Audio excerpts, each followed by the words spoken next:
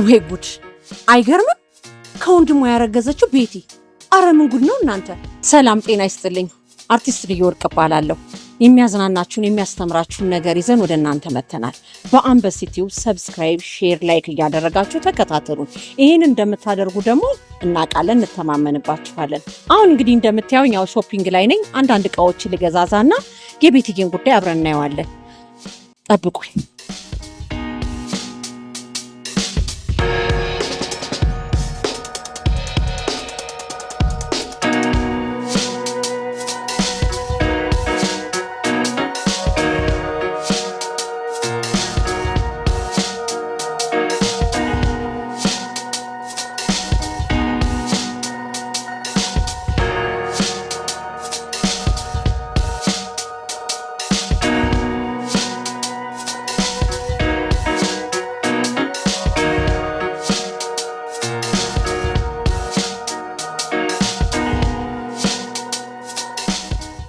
እሺ እንግዲህ ወደ ቤቲ ታሪክ እንግባ።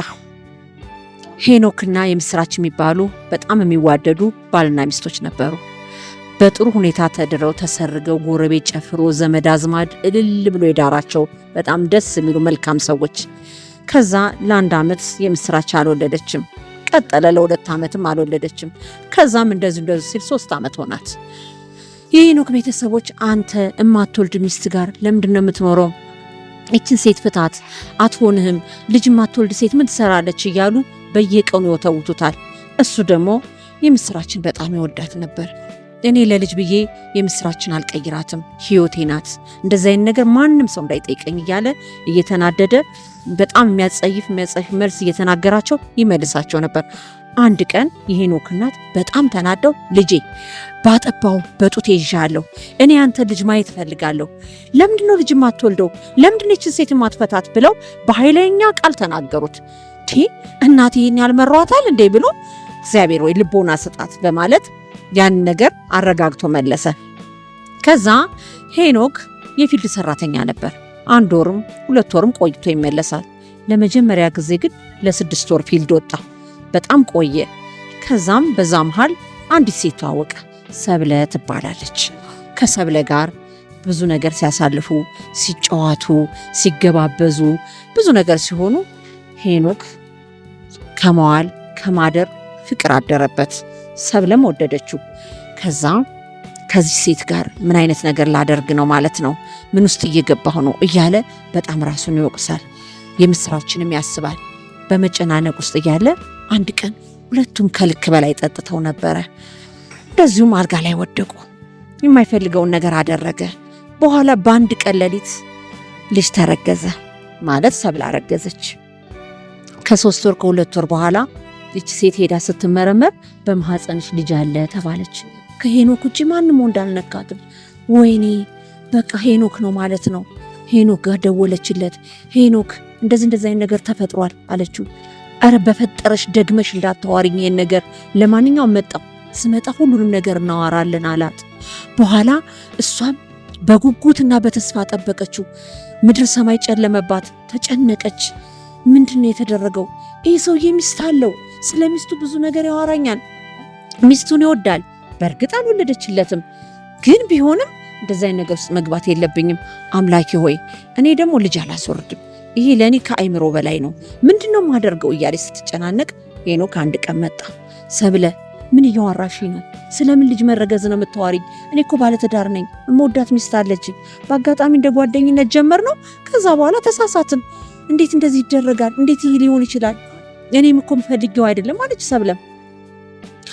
በዚህ መሃል እየተወቃቀሱ እየተጣሉም እየተታረቁም እየተግባቡም እየተበጣበጡም እያሉ እሺ ወደ መፍትሄ እንግባ። ከዛ እሺ ልጁን አስወጪው አላት። እኔ ልጄን አላስወጣም፣ እኔ ገርመሃል ልጄን አላስወጣም። መንገድ ላይ ተቀምጬ ቢሆን ድንች እየቸረቸርኩ መንገድ እየጠረኩ አሳድገዋለሁ እንጂ ልጄን አላስወጣም። አንተ የራስ ጉዳይ ነው። እሺ ምን እናድርግ? እኔ ብዙ መተዳደሪያ ስለሌለኝ የምተዳደርበት ገንዘብ ስጠኝ፣ እርዳኝ። ይህን ምስጢርህን ለማንም አላወራ፣ በእኔና ማንተ መሀል ይቅር ብላ ሰብለ ወሰነች። ሄኖክም አዎ ይሄ ልጅ የአብራኬ ክፋይ ነው፣ እኔ ደግሞ ልጅ የለኝም፣ በቃ በሚስጥር ተያዘችልኝ፣ ታሳድገው ትውለደው ብሎ ደመደመ። በኋላም ሄኒ ይረዳታል፣ አንዳንድ ነገር ሲያግዛት ምን ሲላት ይቺ ሴት የመውለጃ ጊዜዋ ደረሰ፣ ወለደች። ስትወልድም በሰላም ተገላገልኩ ብላ ደወለችለት። እሱም ከቀናት በኋላ ምክንያት ፈጥሮ እዛ አካባቢ ላይ ስራ ላይ በማለት ሄዶ አይቷት ልጁን አይቶ መጣ። በኋላ ይሄ ልጅ ያድጋል፣ እሷም ስታሳድግ እሱም ሲረዳት ቆዩ። በኋላ የምስራችን መውለድ አልቻለችም። እንደ ክፋት ብሎት ደግሞ አይገርማችሁም? እግዚአብሔር እኮ ግን ለሁሉም ይሆናል። ታሪክ እኮ ነው። የምስራች አረገዘች።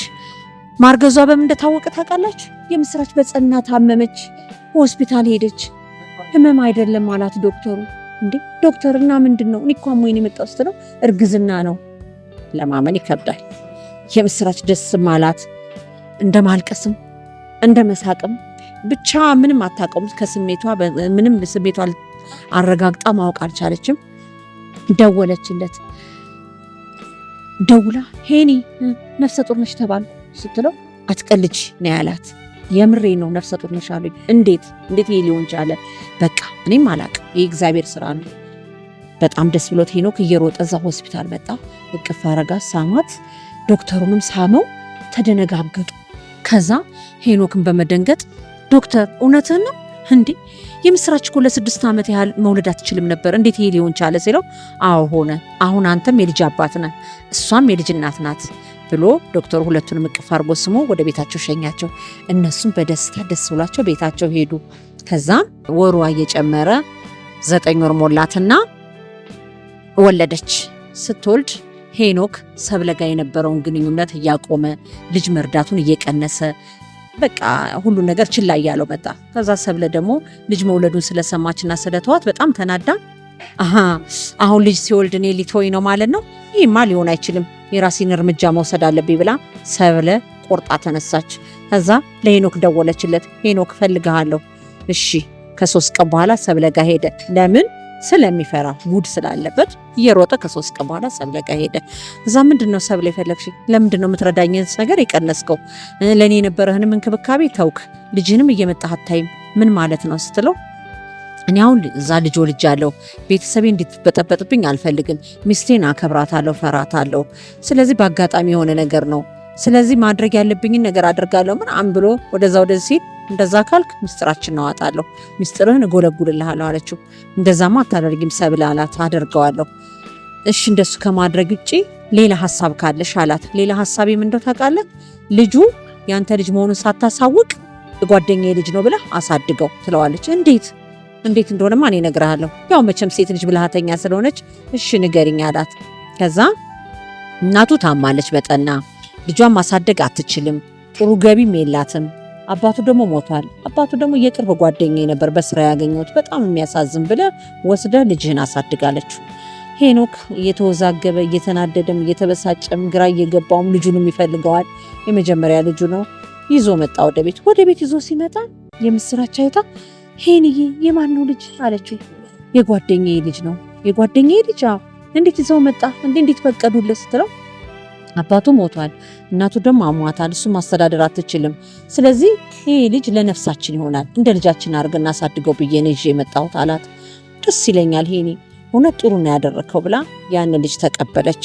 የምስራችን በጣም መልካም ሰው ስለነበረች ከልጇ እኩል አድርጋ አሳደገችው። ልጇ የምትማርበት ትምህርት ቤት ያስተምሩታል።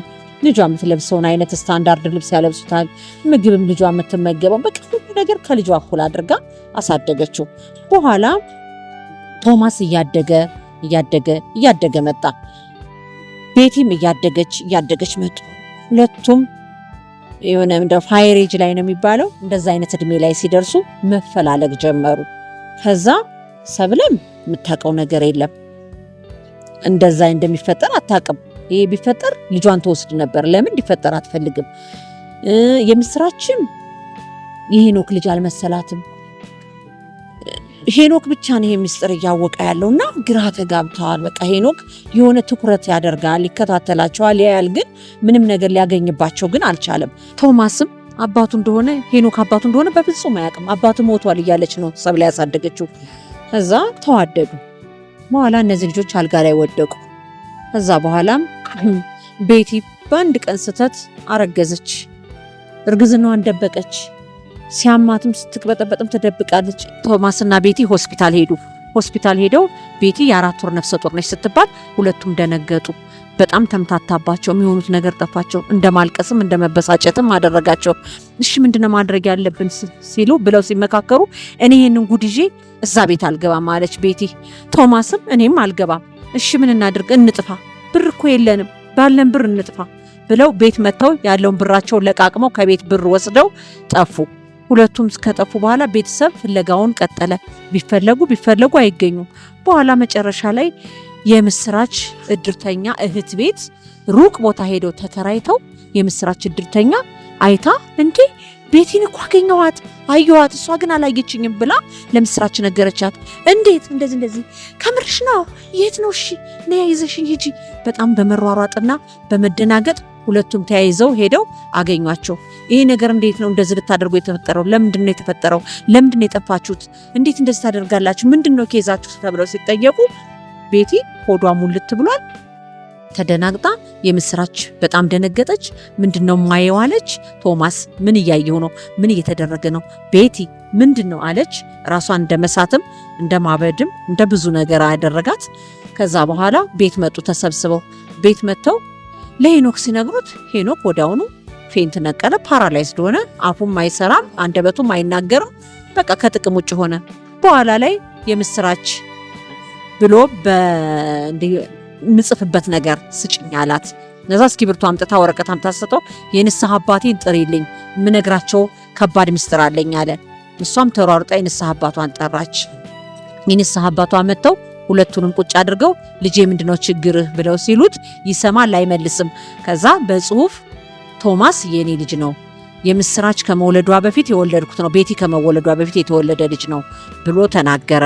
ከዛ የምስራችን በጣም አዘነች። በጣም ህይወት አስጠላት። ብዙ ደረጃ ተደረሱ።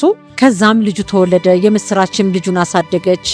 ቶማስም ትምህርቱን አቋርጦ ስራ እየሰራ ቤተሰቡን ማስተዳደር ጀመረ። አባቱን ፓራላይዝድ ሆነ። የምስራችንም ሰብለንም ሁሉንም በሚችለው አቅም እየረዳ የጉልበት ስራም ሁሉንም ነገር እየሰራ ያገኘውን እየሰራ ቤተሰብ ማስተዳደር ጀመረ። ይውላችሁ ዘመዶቼ፣ ወገኖቼ፣ ተከታታዮቼ ድብቅነት፣ መጥፎ ስራ ጥሩ አይደለም። ሚስጥር ብለን የምንይዛቸው ነገሮች ሁሉ በኋላ ላይ ችግር ይፈጥሩብናል። ስለዚህ አንድ ነገር ከመፈጠሩ በፊት መጠንቀቅ፣ ከተፈጠረ ደግሞ እውነታውን አውጥቶ መናገር፣ በትኩሱ የሚፈጠረውን ይፈጠር። ስለዚህ ድብቅ አንሁን፣ ድብቅ አትሆኑ። እወዳችኋለሁ።